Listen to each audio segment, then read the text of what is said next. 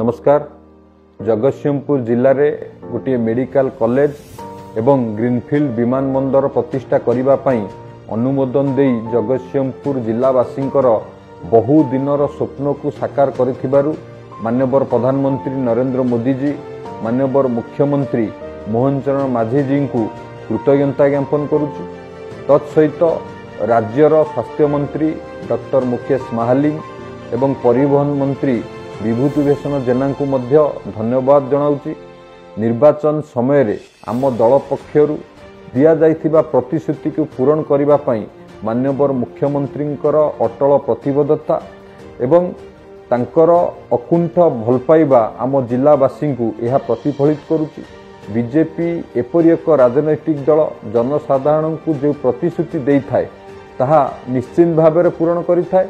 Medical college प्रतिष्ठा भली एक जुगांतकारी निष्पत्ति आम जगतसिंहपुर जिलार स्वास्थ्य भित्तिभूमि को सुदृढ़ करने सह स्वास्थ्य सेवार तूलमूल स्तर यह वैप्लविक परिवर्तन आनिब। यह द्वारा जिले में नागरिक मानू अत्याधुनिक तथा गुणात्मक चिकित्सा मिल पार। सेहीपरि विमान बंदर प्रतिष्ठा भली ऐतिहासिक एवं भित्तिभूमि निर्माणकारी पदक्षेप द्वारा आम शिल्प समृद्ध जगतसिंहपुर जिला सहित विश्व बजार अति सहजरे संजोग हो पार। वाणिज्य एवं पर्यटन मध्य विकास हो पार एवं राज्यर अर्थनैतिक अभिवृद्धि ये महत्वपूर्ण भूमिका निर्वाह करिब। माननीय प्रधानमंत्री जो पूर्वोदय मिशन अच्छी याकू मध्य ये गति दब।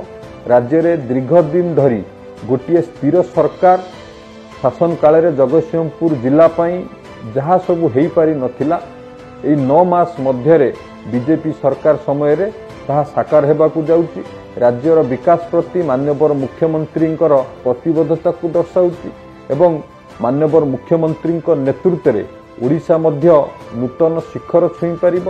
संकल्प को वास्तव सिद्धि रे परिणत करिथिबारु माननीय मुख्यमंत्री पाखरे मु कृतज्ञता ज्ञापन करुछि। धन्यवाद।